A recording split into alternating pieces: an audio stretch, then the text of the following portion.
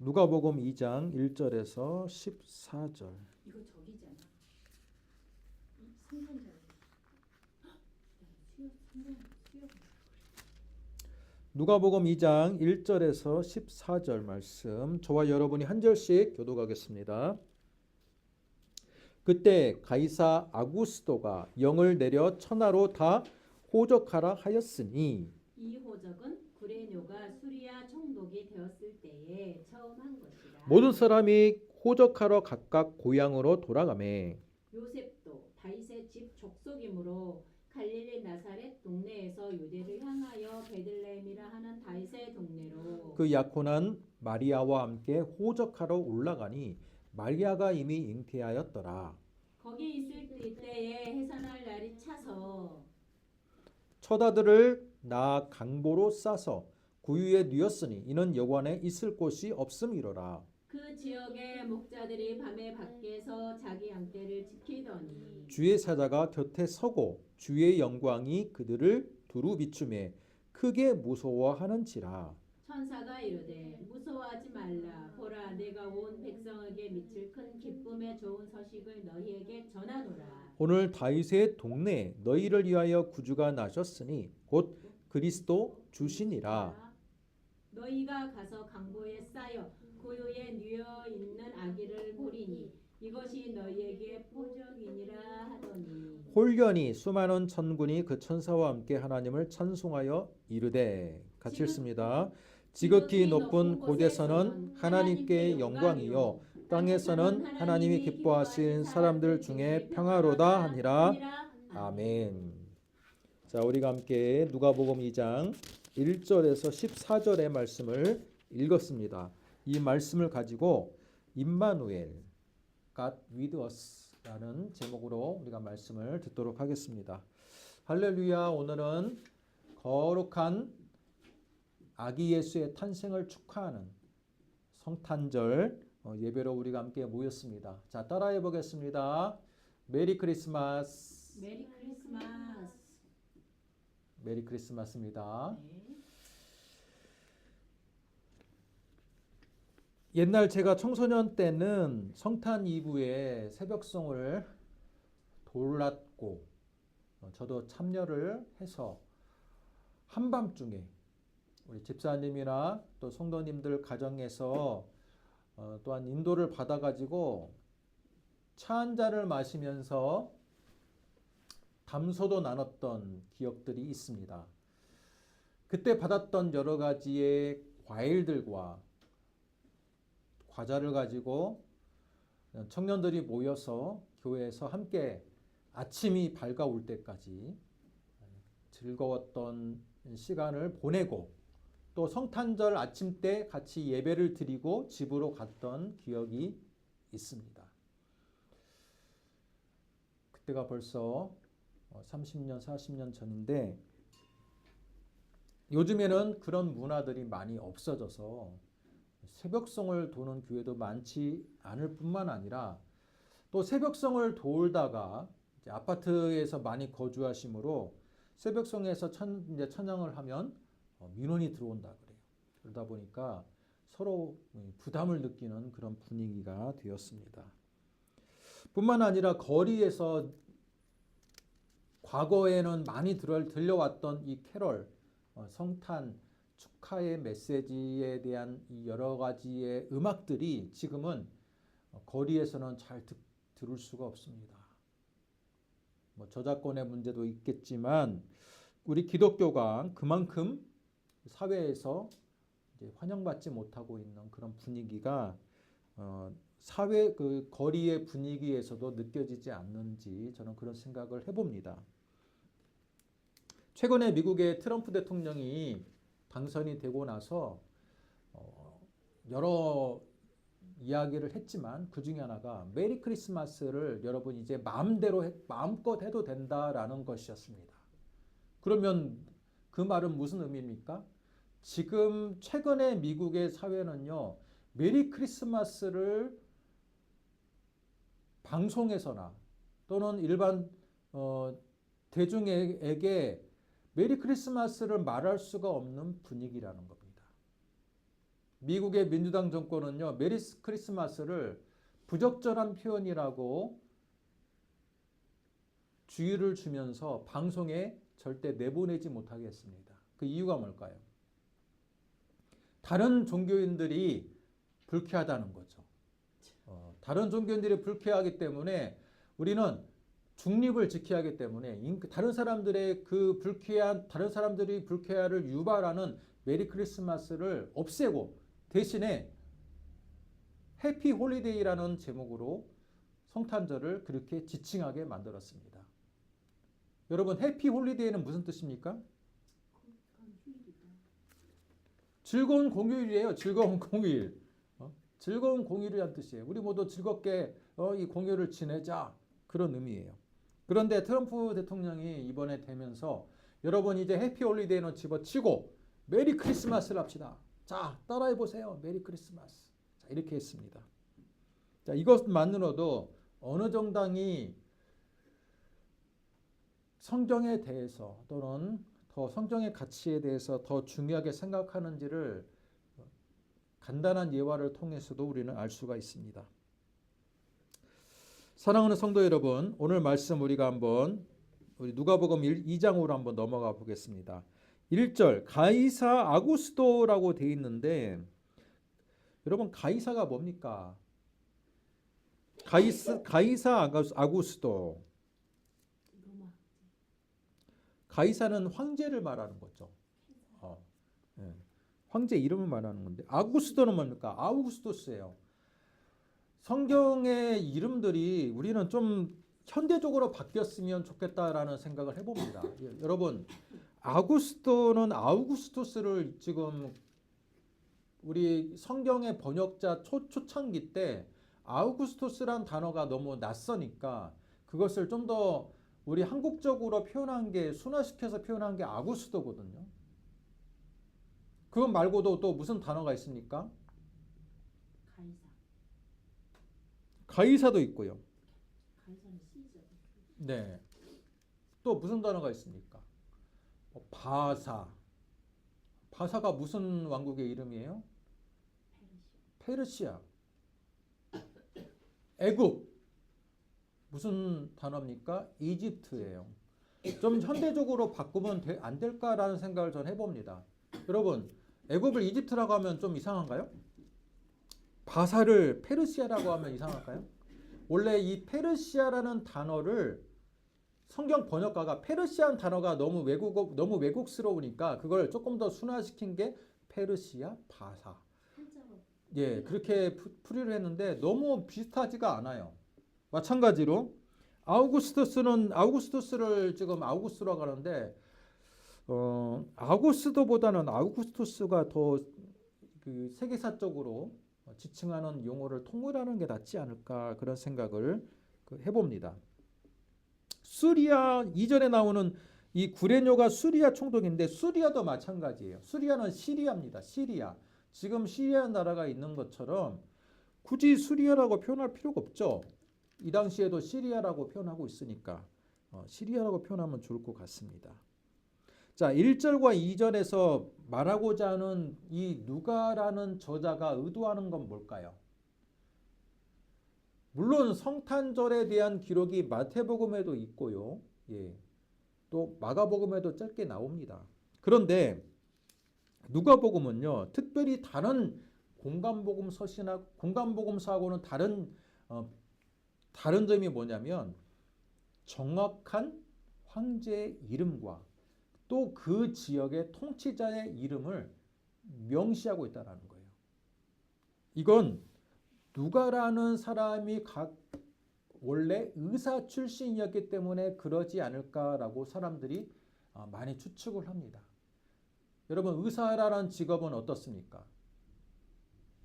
지금도 의사가 이과 중에서 굉장히 환영받는 과지만 여러분 이과생의 특징이 뭐예요? 팩트, 사실, 정확한 정보를 전달하고자 하는 게 기본 베이스입니다.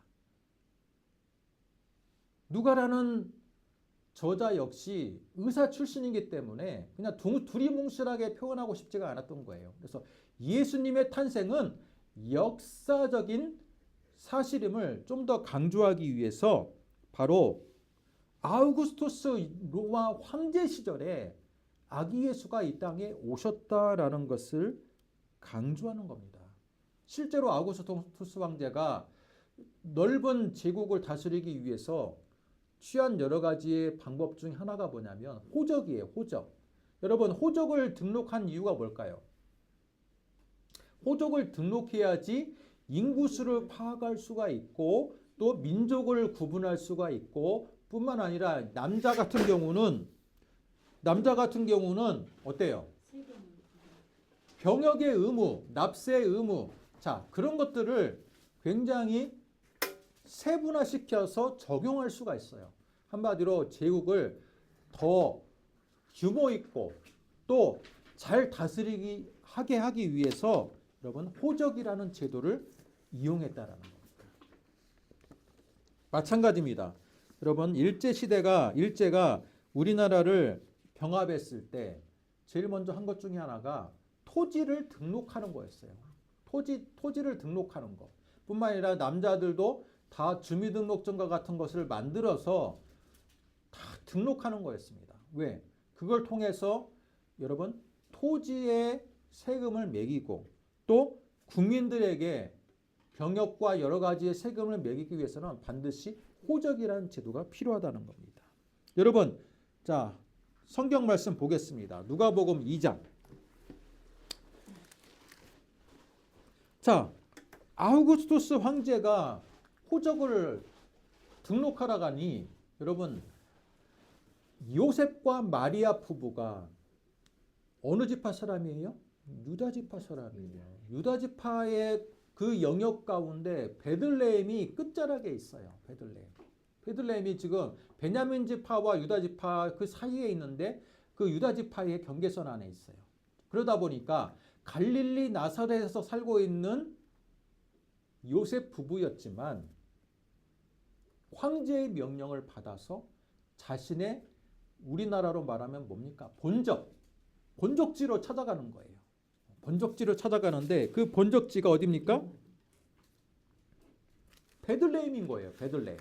자, 베들레헴을 가는데 그 당시 로마 황제의 명령을 받아서 각 유대인들의 각 지파가 대이동을 합니다. 그러면 어때요? 대이동을 하니까 방문객들로 넘쳐나겠죠. 그러다 보니 지금 방이 없어요. 방이 없다. 우리 옛날에 선곡을 많이 했잖아요. 학생들 중고등부 학생들 선곡할 때 뭡니까? 방이 없어요. 방이 없어요 하면서 막 문을 두드리고 다니는 그런 선곡을 했던 기억이 나는데 그 뭐예요? 방이 없다고. 여관이 없어요. 여관이 만실이에요. 자, 그런 그 선곡을 한 적이 있는데 여러분 해산한 날이 가까웠는데 7절 말씀 보세요. 거기 있을 그때 거기가 바로 베들레헴으로 이제 도착했는데 해산한 날은 가까이 찼는데 처다들을 다 강보로 싸서 구유에 뉘었는데 이는 여관에 있을 곳이 없음이로라. 여러분 여관, 이 여관이라는 표현은요 헬라어로 말하면요 카탈루마예요. 카탈루마 단어를 여관이라고 표현한 건데 여관이면 우리 젊은 우리 학생들은 모텔 또는 뭐 조금 좀 낡은 뭐 호텔, 모텔 그걸 연상시킬 수도 있어요. 그런데 예수님 당시에 베들레헴이라는 이 도시나 또는 유대 지역에 있는 도시 가운데 이 자신의 이득을 취득하기 위한 목적으로 우리 모텔과 같은 건물을 만들어서 운영하는 곳은 없었어요. 없었습니다. 그러면 나그네들은 어떡합니까? 지나가는 나그네들은요. 거기에서 그쪽에 그 마을 중에서 문을 두드려서요. 자신들을 영접하는 사람을 찾아서 그 집에서 유숙을 하는 겁니다. 그런 방식이지 저희 지금 우리 한국 사회처럼 아예 그냥 그 돈을 벌기 위한 목적으로 모텔과 같은 여관을 운영하는 곳은 없었다라는 거예요. 그러면 오늘 이 말씀 여관이 무엇이냐? 정말 여관이냐? 그냥 여관이 아니에요. 이 카탈루마라는 단어가 쓰여져 있는 성경의 구절을 하나 찾아보겠습니다. 마가복음 14장 14절. 성경 말씀 찾아보세요. 마가복음 14장 14절.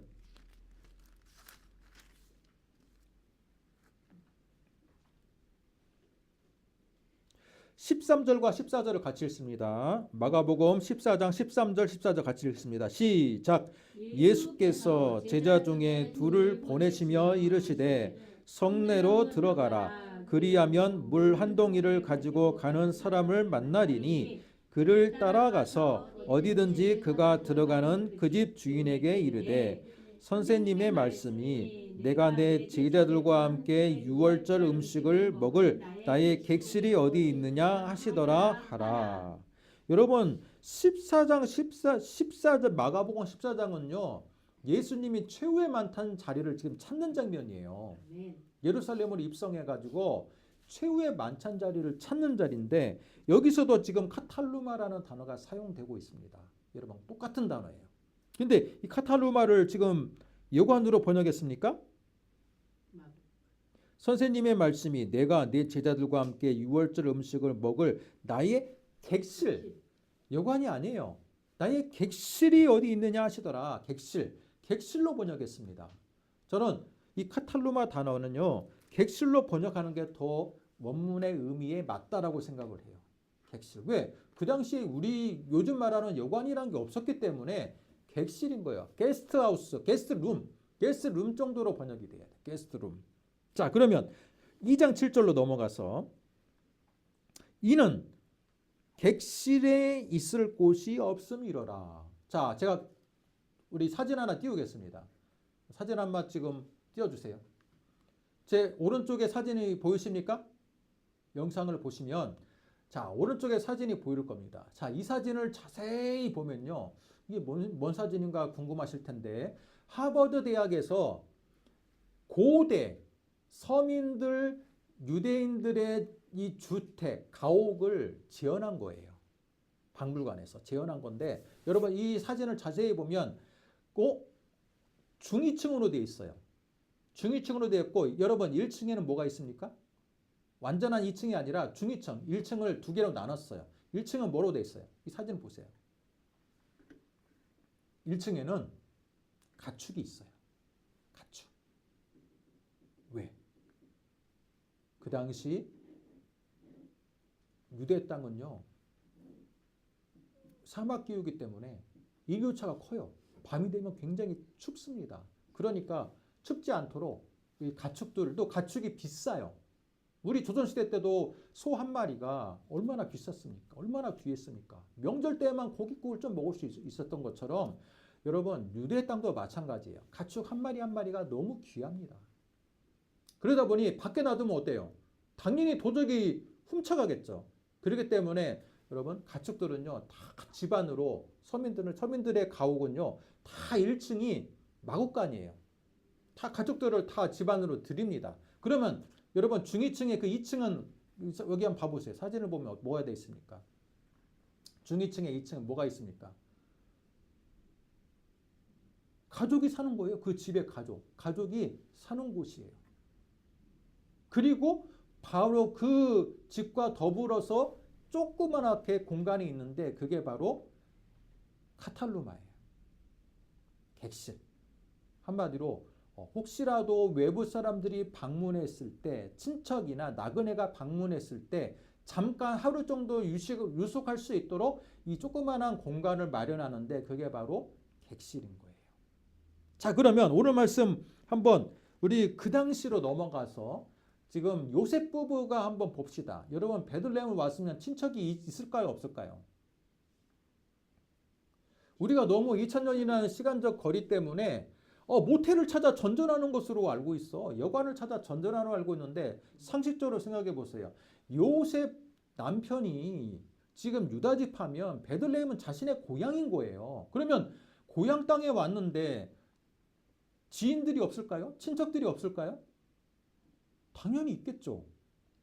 그런데 친척들을 집으로 지금 가는데 문제는 이미 다른 친척들이 지금 중요한 자리는 다 차지를 한 거예요. 요셉 부부가 만삭이니까 마리아가 만삭이니까 다른 사람들보다 조금 더 늦게 베들레헴에 도착을 한 겁니다.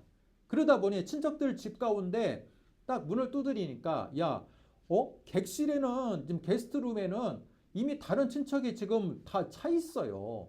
그러니까 뭐라고 합니까? 그 중에 한 친척이 지금 객실에는 사람들이 차 있는데 그 객실 바로 옆에 있는 여기 마국간도 따뜻하니까 밖에서 잘 수는 없으니까 이 마국간에서 자는 거 어떻느냐 그렇게 지금 말하는 거예요. 게스트룸이 이미 찼다라는 거. 그러니까 지금 만삭이기 때문에 다른 사람들보다 베들레헴에 늦게 도착한 거예요. 그러다 보니 이미 예약 들어갈 만한 자리가 이제 없어서 그 같은 공간이지만 1층에 마국간으로 분류되어 있는 그 공간에서 아기 예수가 탄생할 수밖에 없었다라는 거예요. 자, 어떤 상황인지 이해가 되죠?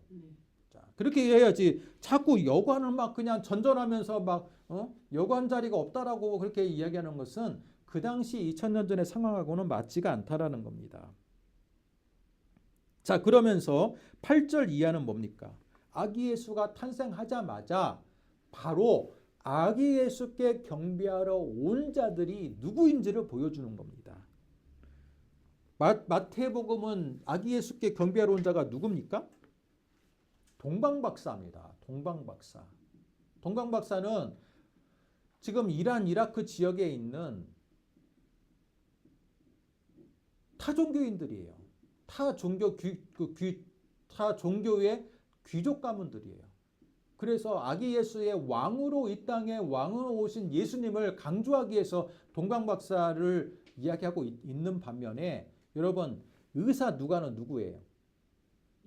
정확한 것을 중요하잖아요. 팩트, 시간을 중요해요. 그래서 누가 아기 예수께 가장 먼저 경배했나를 누가는 중점적으로 보는 거예요. 그랬더니 8절 이하에 아기 예수의 탄생에 베들레헴 여러분 들판에서 목자들이 양을 치는데 그 양을 치고 있는 이 목자에게 주님의 사자 천사가 나타나서 바로 베들레헴 땅에 하나님의 아들이 그리스도께서 태어났다라는 것을 소식을 전해주는 거예요. 가장 빨리 전해졌어요. 그러자 여러분 목자들의 반응이 어떻습니까?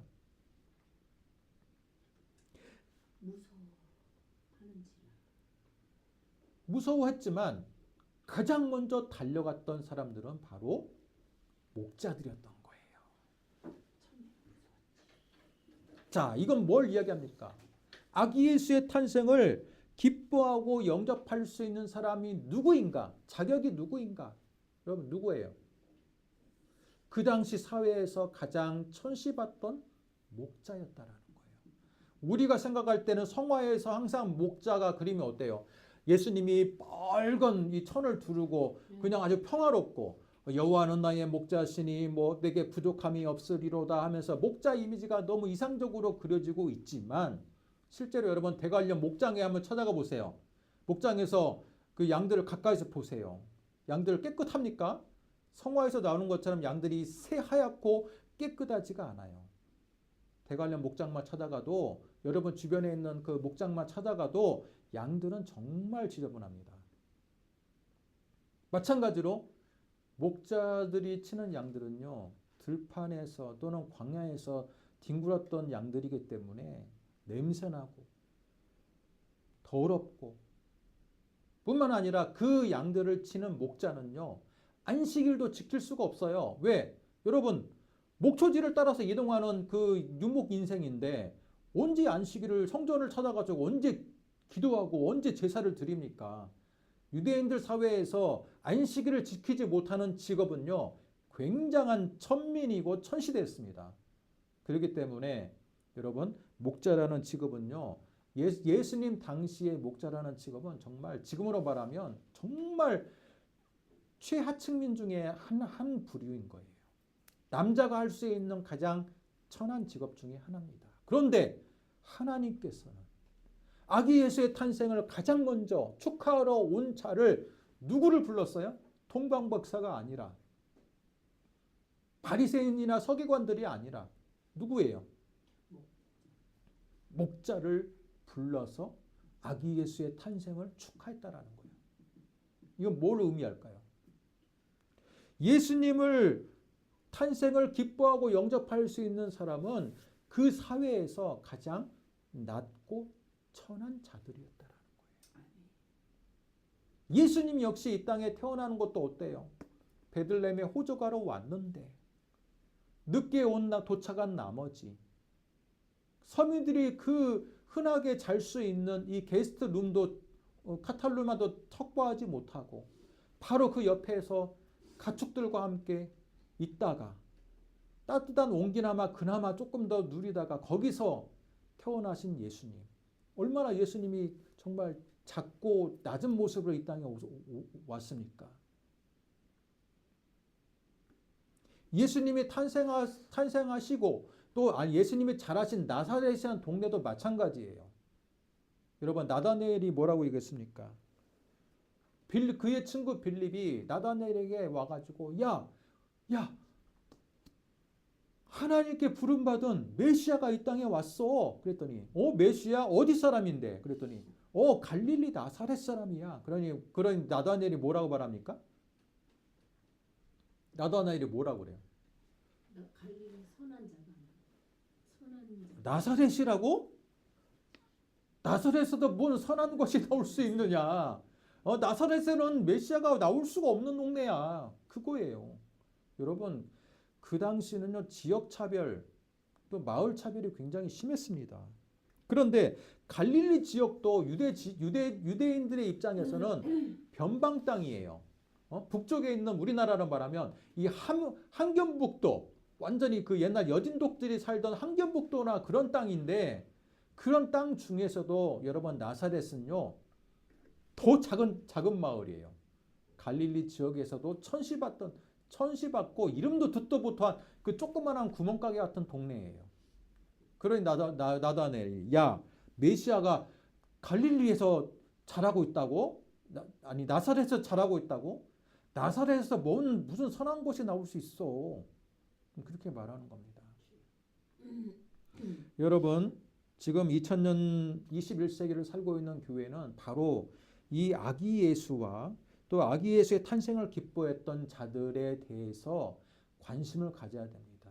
우리 사회의 낮고 천한 자들, 그 사람들이 진정으로 예수님을 영접했던 것처럼 지금 21세기에도 교회는 정말 아기 예수의 탄생을 축하할 수 있는 사람들은 고위층에 있는 자녀들이 아니에요. 부와 명예를 가진 자들이 아니에요. 우리 일상의 서민들이어서 정말 고통 가운데 있는 사람들, 그 사람들이 정말 아기 예수의 탄생을 관심 있게 그 소식을 들을 수 있고 또 영접할 수 있는 마음의 준비가 된 자들이에요. 팔복에 무슨 말씀이 있습니까? 심령이 가난한 자는 복이 있나니라고 있잖아요. 심령이 가난한 자들이 누구겠습니까? 바로 마음이 허전한 자들이에요. 마음이 물질도 부족하고 건강도 부족하고 명예도 없고 그런 자들이 바로 심령이 가난한 자들이지 않겠습니까? 세상에서 무시당한 사람들의 친구가 되어주셨습니다. 예수님은. 세리, 창기들, 장애인들, 목자들. 그런데 왜 교회는 21세기의 우리 교회들은 왜 낮고 천한 자들을 부담스러워하고 오히려 사회에 명망 있는 사람들이 교회에 오면 환영하고 얼마 신앙도 그런 사람들은 얼마 신앙생활 얼마 하지도 않은데도 빨리 막 집사 직분 주고 장로 직분 주고 권사 직분 주고 돈 없는 사람들은 장로나 권사가 되기 위해서 내야 되는 헌금이 부담스러워서 직분도 제대로 받지 못하고 여러분 그런 우리 한국 사회의 참 어두운 우리 교회의 일면이지 않습니까?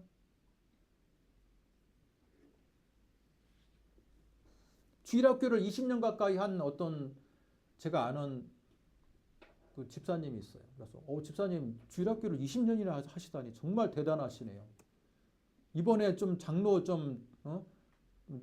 선발이 되셔서 장로로서 교회를 섬기면 정말 좋을 것 같네요. 그랬더니 뭐라고 한지 아십니까? 저는 돈이 없어서 못해요. 장로 되려면 돈이 얼마나 많이 들어가야 되는데, 장로 하려면 얼마나 헌금을 얼마나 많이 내야 되는데, 저는 돈이 없어서 장로 못합니다. 그 얘기를 하더라고요.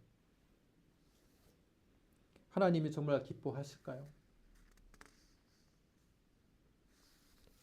예수님의 탄생은 진정으로 낮고 천한 자들, 마음이 가난한 자들에게 환영을 받는 분으로 이 땅에 오셨어요. 우리 역시 성탄절을 맞이해서 마음이 가난해지기를 원합니다. 아기 예수를 진정으로 기뻐할 수 있는 마음의 준비와 자세가 이루어지기를 원합니다. 바쁘다고요? 저 바빠가지고 성탄 예배 빨리 드리고 또 어디 가야 되는데, 분주한 마음속에 아기 예수가 정말 거처할 곳이 있을까요? 또 물질적으로 나는 너무 평안한 삶이기 때문에 평안한 자들의 마음속에 정말 아기 예수가 머물 자리가 있을까요? 아기 예수가 머물 수 있는 자리는 뭔가가 부족한 자들이에요. 뭔가가 채워지지 않는 자들이에요. 그 채워지지 않는 빈자리를 그 아기 예수를 통해서 나는 채우고 싶어하는 자들이 진정으로 아기 예수의 탄생을 축하할 수 있다고 봅니다. 그 사람들이 바로 예수님 당시에는 세리들이었고 청기들이었고 장애인들이었고 바로 목자들이었다는 거예요. 지금 우리 시대에는 바로 우리 사회에 많은 사람들의 서민들, 많은 도움을 필요로 하는 자들, 아기 예수의 탄생을 필요로 하는 자들이, 그들에게 우리가 복음을 전하는 우리 여러분 되시기를 주님의 이름으로 축복합니다. 아멘. 여러분,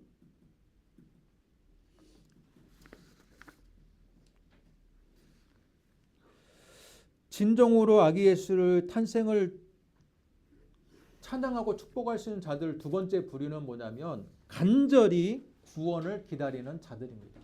간절히 구원을 기다리는 자들. 간절하게 구원을 기다리는 자들이. 엘리사벳과 사가랴가 평생 기도했던 엘리사벳. 그 사람들은 계속 기도하면서 유대 땅에 진정으로 하나님의 아들이 임하고 구원이 임하기를 기도했습니다. 여러분, 아기 예수의 탄생을 많은 사람들, 세상 사람들이 다 환영하지는 못해요.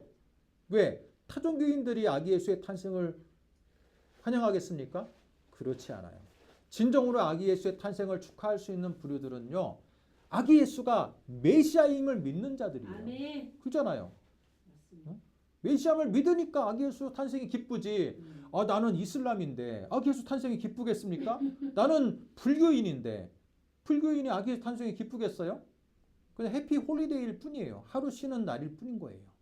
진정으로 아기 예수의 탄생을 축하하는 부류들은요, 아기 예수가 하나님의 아들로 믿어지는 사람들, 그런 사람들, 아기 예수의 탄생을 통해서 구원의 기쁨을 누릴 수 있는 사람들이 진정으로 아기 예수를 기뻐할 수 있는 거예요. 사랑하는 성도 여러분, 우리는 바로 이 자리에 서 있는 여러분들은 아기 예수의 탄생을 기뻐할 수 있는 자격이 되는 줄로 믿습니다. 오늘 기쁜 날이에요. 예배 끝나고도 가족들과 맛있는 것도 드시고 기쁘시게 하루를 사시고, 또 아기 예수가 진정으로 내 안에 계속 거하여서 그 아기 예수로 인해서 항상 하나님의 은혜가 충만하고 언제나 기쁨의 삶을 사시기를 주님의 이름으로 축복합니다. 아멘. 그래서 오늘 마지막 14절을 보면 지극히 높은 곳에서는 하나님께는 영광이고 땅에서는 하나님이 기뻐하신 사람들 중에 평화로다. 여기 보면 땅에서는요, 땅에 있는 모든 사람들 중에 평화가 아니야. 자세히 봐보세요. 뭡니까? 하나님이 기뻐하신 사람들 중에 평화예요. 하나님이 기뻐하신 사람들이라는 정확한 대상이 있어요. 아기 예수가 정말 모두 사람들을 위한 평화가 아니라 하나님이 기뻐하신 사람들 중에 평화를 주시기 위해 이 땅에 오셨다라는 거예요. 그렇기 때문에 우리들은 아기 예수의 탄생을 기뻐할 수 있는 자격이 된다는 것이 얼마나 기쁩니까? 아멘. 그죠? 사랑하는 성도 여러분, 2000년 전에 이 땅에 오신 예수님이 과거에 머무는 그 인물이 아니라 지금도 우리와 함께 계시고 영으로 함께 계시고 우리의 미래까지도 인도하실 분이라는 것을 믿고 오늘 이 자리가 기쁨의 자리가 되시기를 주님의 이름으로 축복합니다. 기도하겠습니다. 은혜와 사랑을 감사합니다. 이 땅에 아기 예수로 이 땅에 오신 예수님이 지금도 주님의 영으로 성령으로 우리 함께 계시고 또 우리의 삶을 인도하신다는 것 그 자체가 너무나도 감격스럽고 감사의 감사를 드립니다. 하나님, 오늘 성탄절을 맞이하여 예배드리는 모든 심령들 가운데 아기 예수의 탄생의 기쁨이 정말 희락이 우리의 심령 가운데 넘치게 하시고 그 아기 예수의 기쁨을 가지고 우리 주변에 있는 많은 부족하고 연약한 자들을 되돌아보고 아기 예수의 말씀을 증거하고 그들과 함께 아름다운 하나님의 나라를 구현하며 이끌어갈 수 있는 귀한 공동체가 하나님 우리 화평교회를 통해서 또 이 땅에 있는 많은 교회를 통해서 신자들의 삶을 통해서 이루어지게 하여 주시옵소서. 아멘. 믿사오며 예수님의 이름으로 기도드립니다. 아멘. 주기도문으로 예배를 마치겠습니다. 하늘에 계신 우리 아버지여, 이름이 거룩히 여김을 받으시오며 나라가 임하옵시며 뜻이 하늘에서 이룬 것 같이 땅에서도 이루어지리이다. 오늘 우리에게로 할 양식을 주옵시고 우리가 우리에게 죄진 자를 사하여 준 것 같이 우리 죄를 사하여 다만 악에서 구하옵소서. 나라와 권세와 영광이 주께 영원히 있사옵나이다. 아멘.